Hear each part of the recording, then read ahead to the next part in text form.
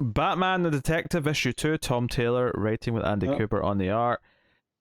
We have this, team of white bat villains who Yep. are hunting people who were saved by Yeah. Batman. And I will say I like this issue a little bit more than the first one. I'm still not Me loving too. the art, but No. I will say I do love because the issue starts with Batman interrogating like one of the ones he's caught Yep. up with, and he's dangling him off the roof as he often does, and he drops him, and then grabs him at the last minute with the grapple gun, blah blah blah, the usual stuff. And he lets him go because he wants, okay, I've got a tracker on him. I can learn more from him this way because he's not really going to say anything else.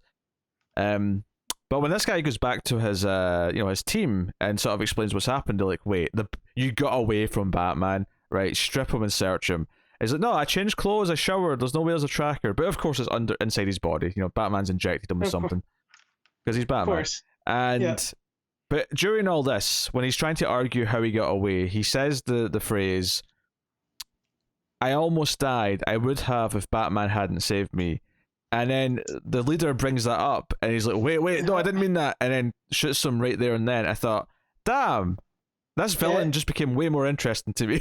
Yeah. So, and this is Taylor doing his brilliantly dark stuff like he did in Suicide Squad, Yeah. right?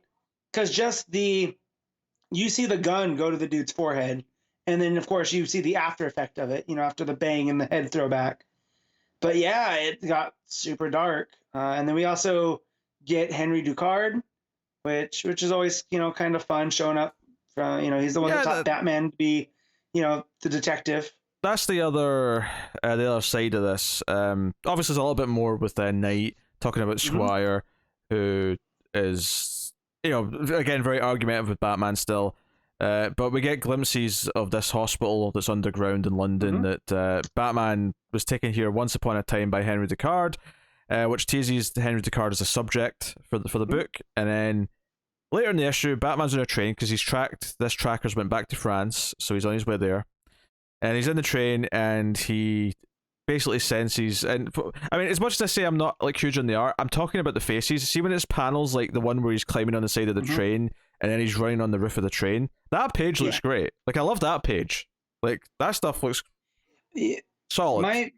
My main complaint with Kubert's art is it's so bulky. Like, everything is so chunky. Like, even look at Squire on that page early on where Batman's hanging him off of, I think it's Big Ben, right? Yeah, off the clock tower. And just Squire looks so bulky. Not since Basil and Ratican has there been such an action-packed set piece at the top of Big Ben. Yeah, sure. I know you look a great Mass Detective. Name me another one. Has there been any since 1986? I don't think there has. I don't think you can name one. So I'm sure one of the Guy Ritchie Sherlock Holmes movies had something at Big Ben. Trash, absolute trash. Doesn't count. No, those movies are fun. Trash. Not trash. It's fun. Absolute trash. So a bit of a fight breaks out between them, but they calm down, and Ducard is put together what's going on. The media will soon, and that does mean that anyone who's been saved by a Batman is going to start to be terrified because they're going to be targets. Gotham is screwed if these people make it over the pond. Know. Yeah. So, he criticizes him for being too much of a loner and needs to work with other people, and that he should help him and they should work together. And Bruce doesn't want to because you're a killer, you're this, you're that. We're not doing this. But says, no, come find me, we can do this. Batman finds the body of the guy that he put the tracker in. And this is one of the things that I wonder if there's going to be any element of guilt here. I mean, we don't see too much here because we move on quite quickly. Well, yeah, what is he supposed to do? Batman can't not save people. So now it adds us I almost feel like Taylor's trying to set up this dilemma where Batman's going to hesitate. But we all know Batman's not. You know. Well, I mean more in this sense that he's the one who put him in the situation where he would have died had he not saved him. Right. Yeah. Exactly. And then let him go because that's how Batman tracks the people. Like if Joker had done this, Batman would feel the same way.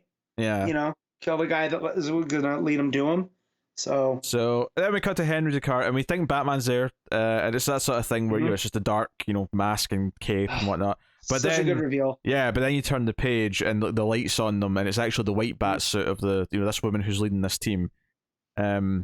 and Henry Ducard tries to be a badass and takes on like her and like at least one or two of her allies. Yep. Batman's on his way there, but just as they get there at the end, Ducard is shot and thrown off the balcony and lies there dead. So that's a big cliffhanger. Now, admittedly, he may not technically be dead, because she says that the villain says, "Oh, he's going to save him. He always effing saves him." Yeah. But so I mean, maybe he'll wake up in a hospital next issue. But I mean, it's as far as deaths go, it's like 4 gunshots to the chest and like falling off a balcony to the ground. Very reminiscent of Deadshot. Like he's taken any account away from you. Okay, I mean, I suppose technically Batman does catch him right before he hits the ground, but he's still been shot 4 times in the chest. That's not right. If the bullets didn't kill him, the fall would have. Like it was done is done. And what's funny? Ducard, doesn't this technically mean that they're going to want to come back and kill Ducard again because Batman's now technically saved him? If he does save him, maybe they have a Lazarus pit and they'll revive him to kill him again. So yeah, no, this is still good. It's still not in my like.